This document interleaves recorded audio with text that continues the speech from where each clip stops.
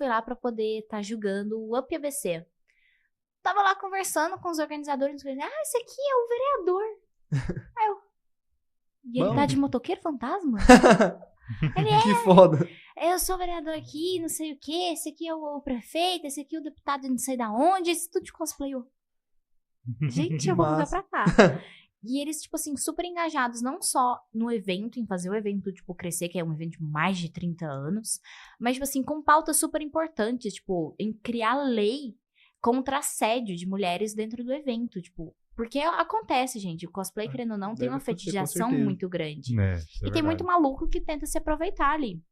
E, tipo assim, eles, como são frequentadores, têm filhas, têm sobrinhas que frequentam os eventos, tipo, tão engajados usando o poder político deles pra poder fazer algo, tipo, que eles viram necessidade dentro do evento de anime. Quando que isso ia ser pauta, tipo assim, na geração dos nossos pais? Nunca.